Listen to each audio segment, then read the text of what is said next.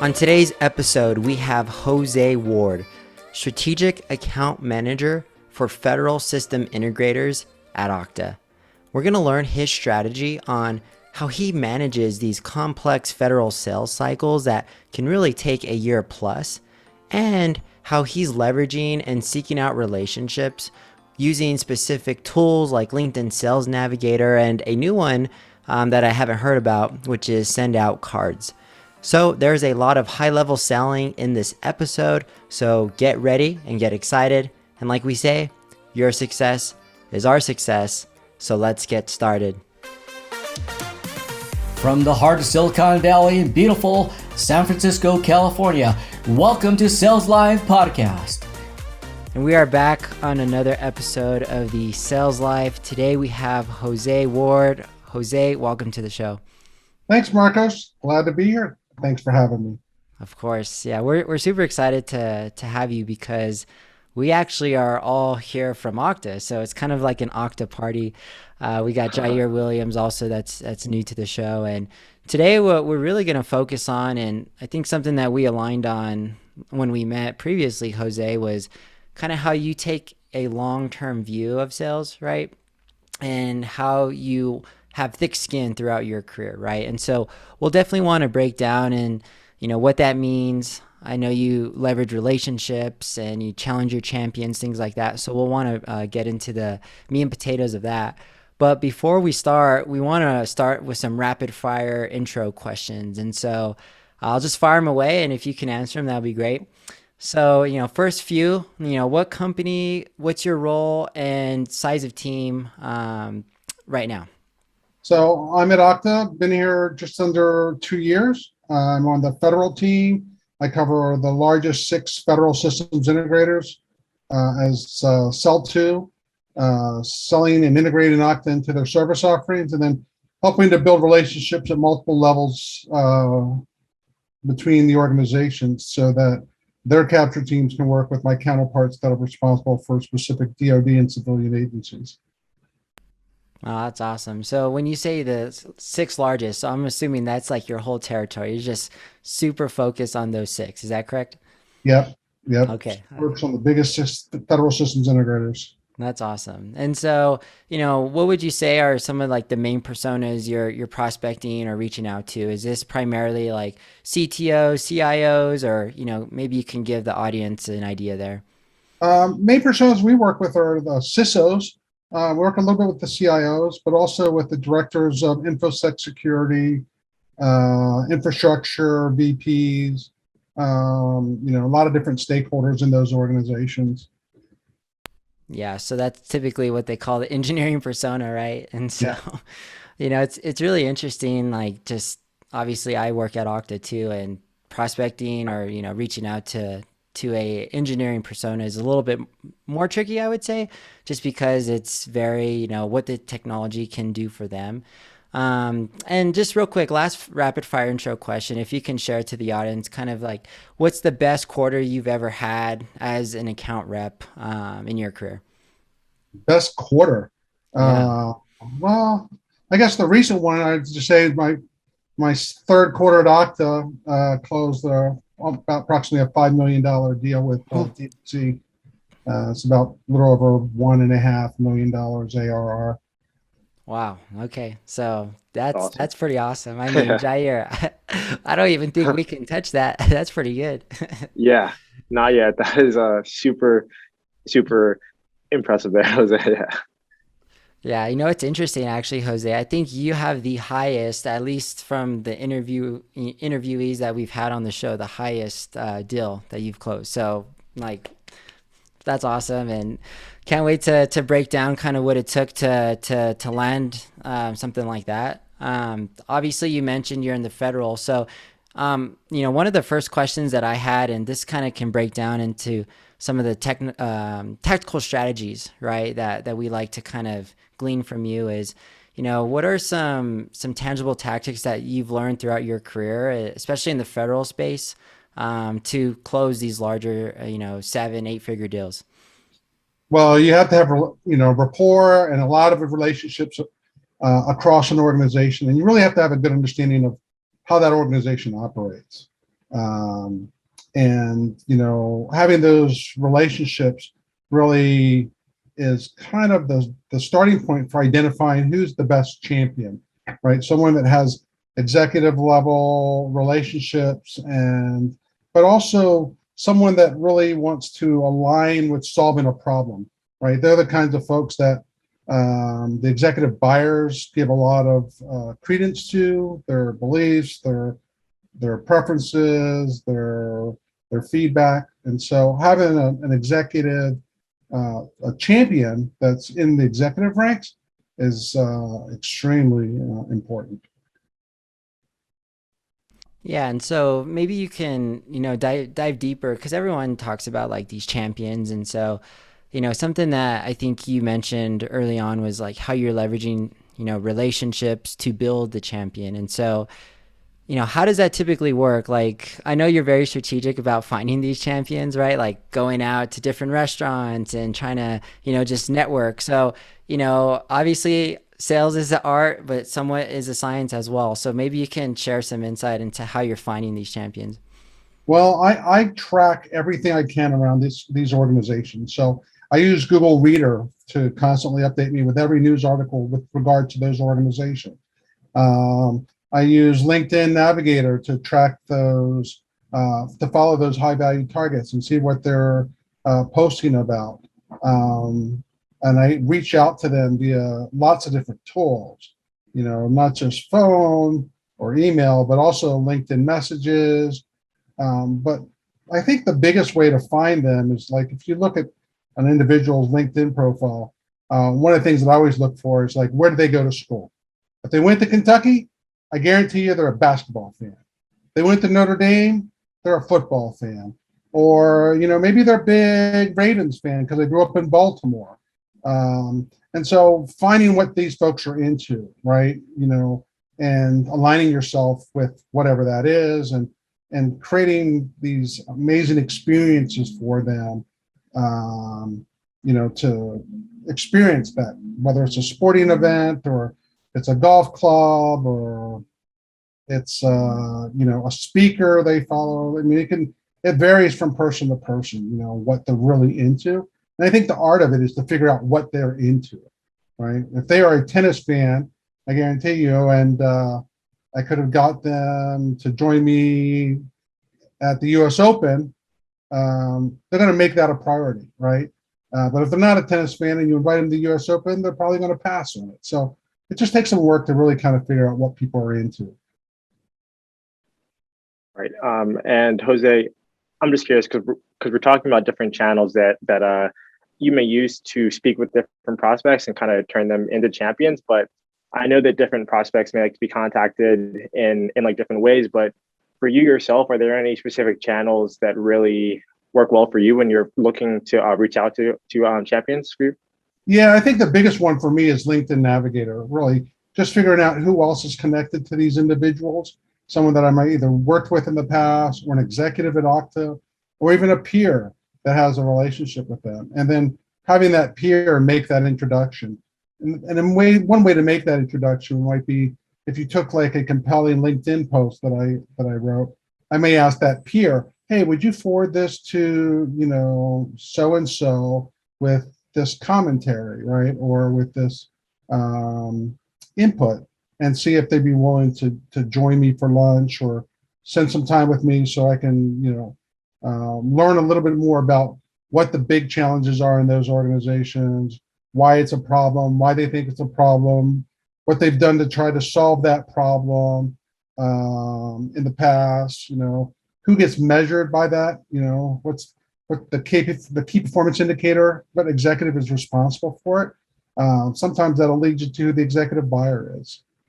But ultimately, it's just having a lot of good, questions. And I think I said this before, Marcos, where it's really about being curious about your customer's organization, being curious about the individual. And I mean, like authentically curious, like, not trying to just gain information so that you can sell it, but so that you can have a deeper understanding of what they're trying to do and what they need, individually, not just what the company needs. So, like an individual might need certainty that the technology will work, or they might need significance that they're going to be part of an advisory council at Okta, or some other, or they're going to get promoted because everyone's tried to solve this and no one's been successful. So it's just a matter of figuring what that champion needs, as well as the organization.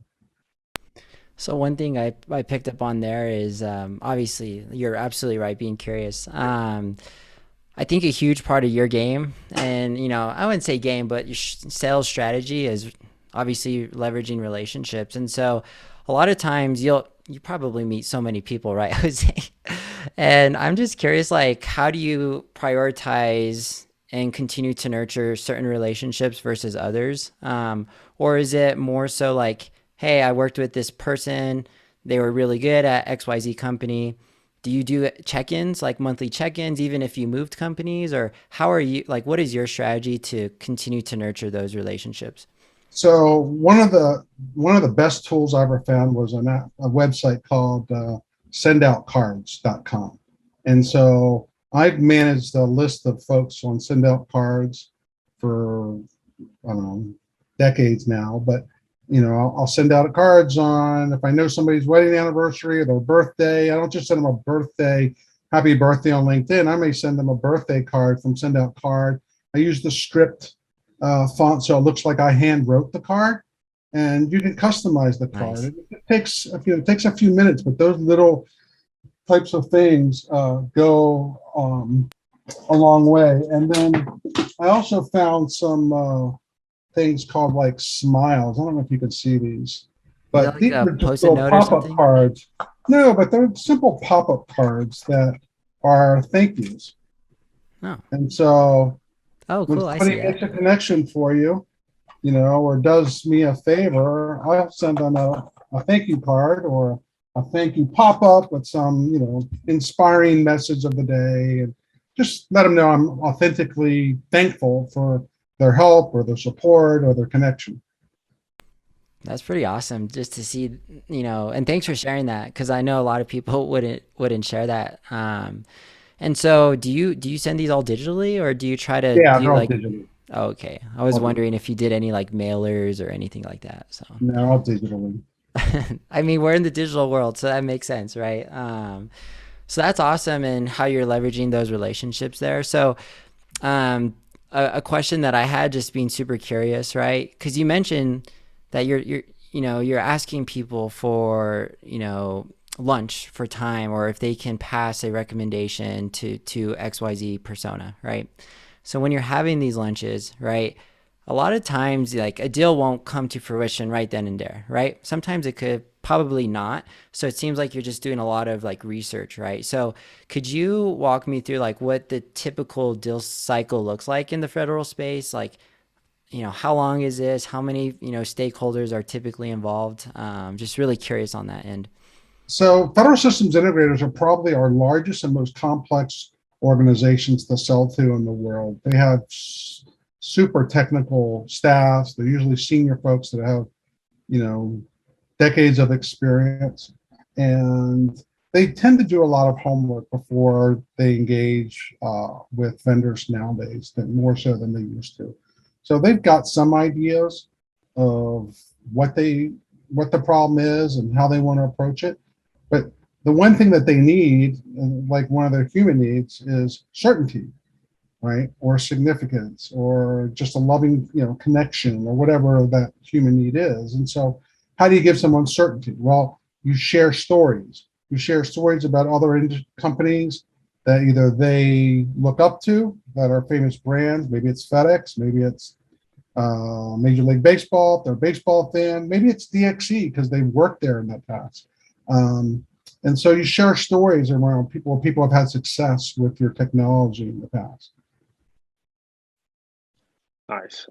So I have one question about your success as a sales rep, and it sounds like you are very consistent. And I know one thing that we talked about in our prior conversation was that it's okay to have a bad year or like bad months, like that's going to happen, but you have to stay true to the process. So I'm just curious, like, how do you stay consistent, and like, how have you dealt with those, I guess, tough times in the sales job for you? Well, some people I mean, I don't know. I don't think I've ever met anyone that's been President's Club every year of their entire career or life, or even at 100%. And I said earlier to you guys, I think to be in sales, you have to have thick skin. You're going to win some, you're going to lose some. You're going to oftentimes lose more often than you win. And so you can't personalize, sometimes you're a sales rep and you don't get to pick your accounts, and you don't get to pick accounts where you have relationships or you have industry knowledge. And so you have to do the work to build that. Other times you get lucky, like when I joined Okta and I fought really hard that I wanted an account that I had sold to.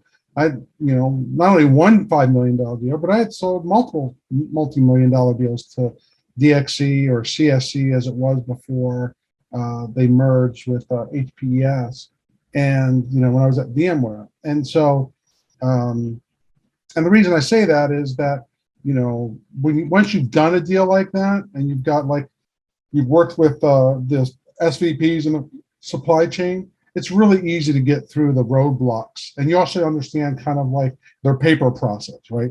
How they handle POs, who has to sign off, who has to approve, oftentimes who the person behind the curtains, so to speak, be somebody that's in the risk and compliance group that's that you need to reach, but they never show you his name. They just feed you their comments or their questions until you can figure out who that person is.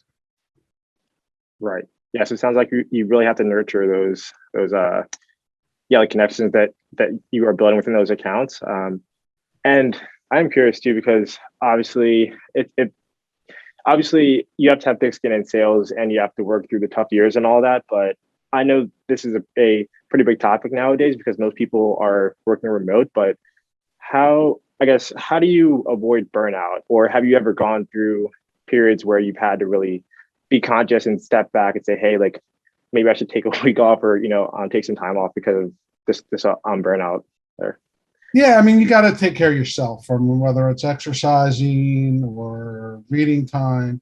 I start off the year, I'm a big believer in Tony Robbins, and I've learned a lot from him in terms of motivation. So I'm a big believer in planning. And so planning your year, planning your quarter, planning your vacation time, even if it's at the end of a quarter, a lot of folks in sales don't take vacation until the first couple of weeks of a new quarter.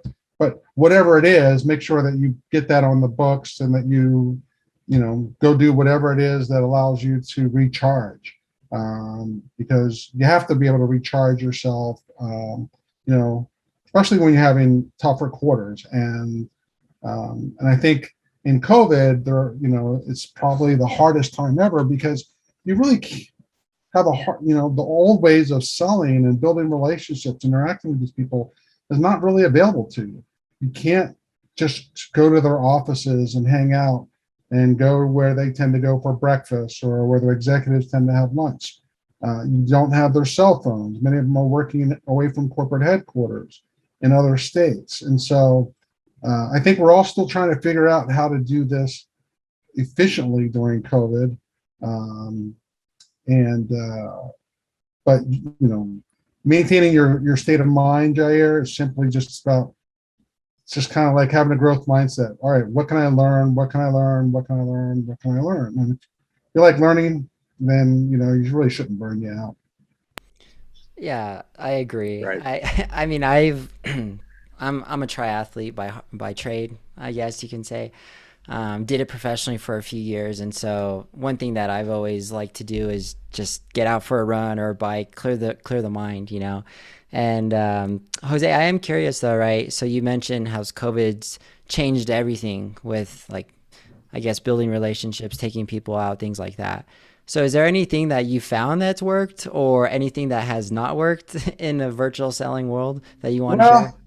I don't know if I found this work, but I think we all want to get back in the office and we want to get back in front of our customers. And so one thing that I'm doing is I've orchestrated just a happy hour, with the Spectrum Alliance, my peers at CrowdStrike and Zscaler and Proofpoint, at a restaurant that everyone wants to go to, Barcelona and Weston. So not only are my technology partners going to be there, A few of my customers will be there. Hopefully, each one of them will bring a couple of their high value targets or relationships to it, so that we can kind of leverage each other's network to try to build additional pipeline and overcome some obstacles in the selling cycle. And how would you say like so that sounds like an amazing like Jair, if maybe you and I can go. Just kidding. But Yeah. I mean, I'm always down, but I'm always curious, right? Because obviously I'm still somewhat, newer to like being an account executive, right? And I am curious about like when you organize events like that, do you find it valuable or not so much? Just kind of curious on your end.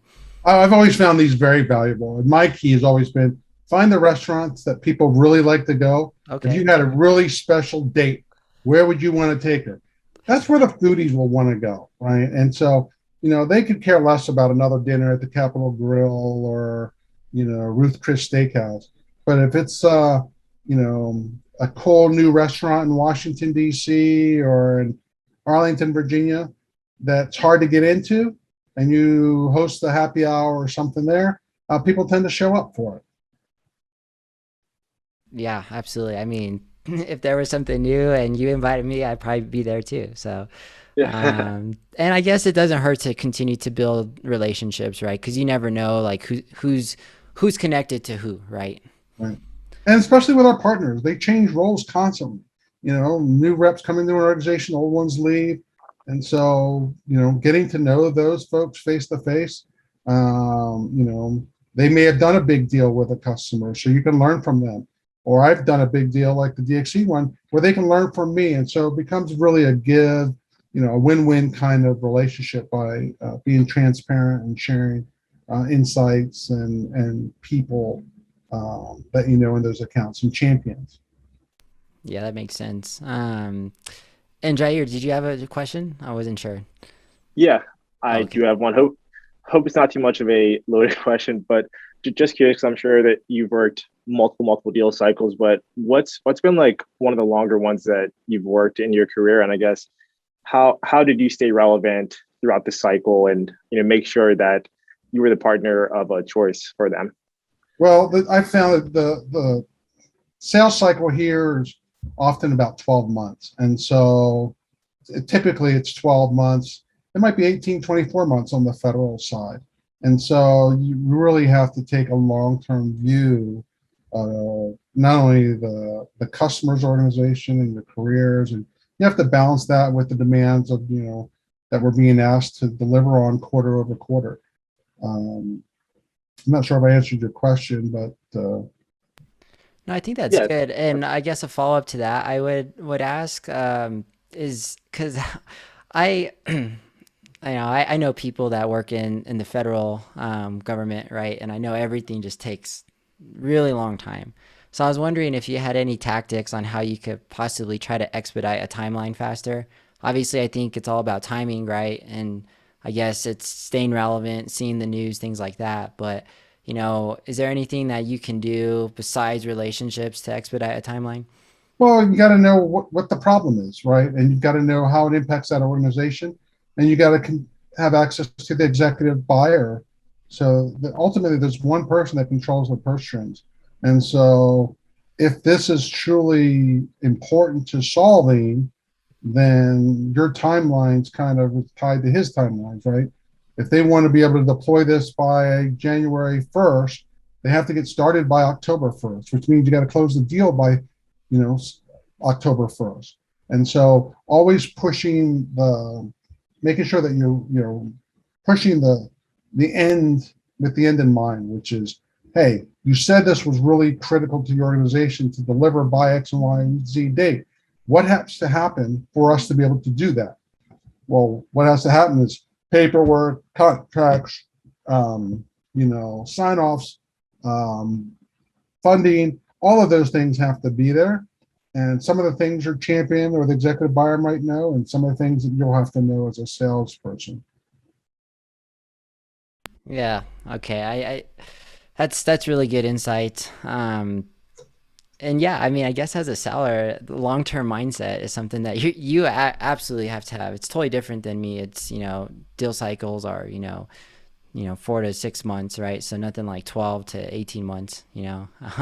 so it's a little bit different of a muscle, I'm sure, that you have to build. And I guess this kind of leads into our last segment, which is like some of these rapid fire outro questions, right? And so the first questions tends to be the hardest, but curious on your perspective, which is, do you love to win or do you hate to lose? Ooh, I think I'd love to win. Okay. Any reason why? I know it's rapid fire, but would love to see if you have any reason behind it. Well, there are no losers. There's only learners, as my dad would say. I feel the same way. That's a good one. Love that. That's good. That's good. Well, hey, we'll take it. It's funny because, going through the podcast, it's always like 50-50. Like there's people that love to win, there's people that hate to lose. And it's kind of, if I took a poll, I would say it's about 50-50 right now. That's just how you define winning and losing. That's You know, true. for That's me, true. losing is just about, okay, what did I learn?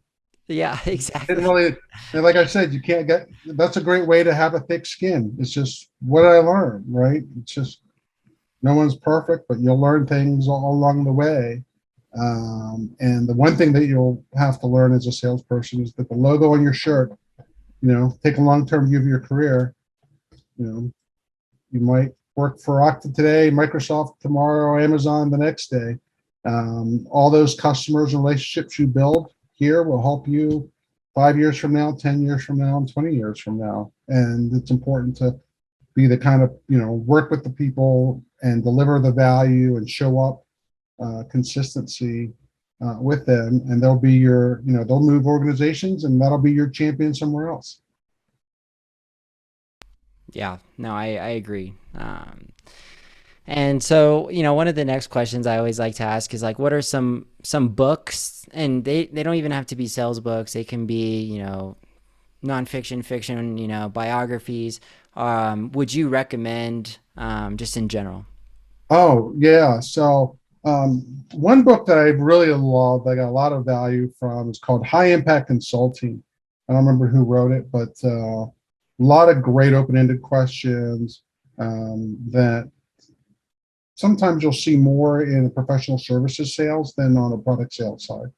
The other one that I really like is Growth Mindset.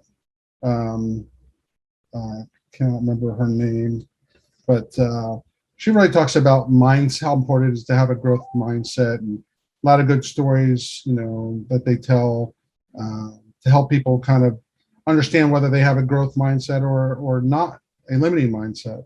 Um, but anyway, those are two of my favorites. And then there was one called Solving Problems with Pictures. Is a great book. Really shows you how to, for a few, we don't do a lot of it at Okta, but whiteboarding, really being able to whiteboard our solution. Pictures are often tell a story better than words. And so using pictures to tell stories, to convey understandings of problems. So that's a great book as well. Wow. Okay. Yeah, I'm curious about the pictures one. I do some whiteboarding, here at Okta, like, it's what they call like Miro or something, right? It's like virtual whiteboarding, Mhm. but not then like in-person whiteboarding. And typically like the last question I always ask is something kind of out of the blue here, but, I know that you're really focused on leadership training, right? Public speaking. You won I think an international award winning presenter at Toastmasters. So Yeah. can you talk about that and kind of like how you gone about that? Well, I was 12 years ago. I was trying to win my wife over, and she was in a Toastmasters. And I was like, "Well, what's that? I'll go with you." And I always thought, I've always told I was a very good and effective presenter in my career in different roles. So went to Toastmasters, and they had this thing called Table Topics, which is they're going to give you something to present on, and you got 2 minutes to do it. And so I got in front of 40, 50 people with three other people or four other people and had a table topic, and everyone was just falling down laughing and having and smiling at my presentation. And I won that. And that just kind of got me started and helping me to refine my presentation skills and public speaking skills. So, but anyway, I was pursuing a woman. That's how I got started. Hey, I love the story. I love the background too. I mean, That's awesome. you know, Jair, have you ever been to Toastmasters before? I've not. I'd never really, having never really heard about it until now. So yeah, that is really cool though. It's a great international organization. Highly recommend it for anyone in sales and especially systems engineers. People, technical folks usually don't have presentation skills training, opportunities. So it's a great way to do something like that on a weekly, every bi-weekly basis and learn. And the best way to learn is by practicing, and they give you a safe place to practice. Nice. Yeah, and what's interesting there is I actually joined a Toastmasters in college because I sucked at public speaking. And it's okay, right? Like everyone's there to help you be successful. And, like you said, it's a safe place for people to give you feedback, and it just gives you the ability to get better, to have better flow. And so when I read that, I was like, man, I need to ask Jose on this. So thanks. Yep. But last question is, where can people like reach out to you? Is that on LinkedIn?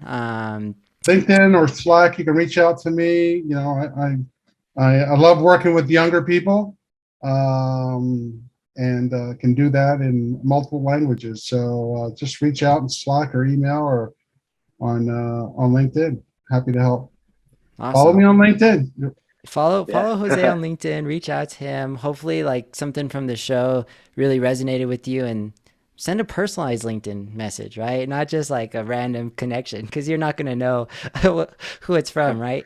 Right. Exactly. Yep. Awesome. And also do a little research before you reach out, right? Exactly. So Yeah. don't be in such a hurry to just be active, but being active with some sort of, it's kind of like a POV for an individual, right? Yeah, and pro tip to all the listeners, right? You went to the University of Maryland, so I'm pretty sure you probably like their football team right now. So, hey. Go Terps. Go Terps. Yes, sir. Go Terps. Awesome. Well, super excited to have you on the show. Had a blast just interviewing you and just learning a lot. Jair, any last words? No last words really. But yeah, Jose, thank you so much for the time and for sharing all these great tips with us today. All right, guys. Have a great day. Thanks, Jose. Bye-bye. Thank you. Take care. Thank you for listening to Sales Live Podcast. If you like this episode, please share, comment, and subscribe. Tune in to next week for a brand new episode, and have a fantastic week. And I'd like to remind you, if you'd like to be a guest on Sales Live Podcast, please reach out to your host, Marco Cerna, on LinkedIn. Profile link is in the description.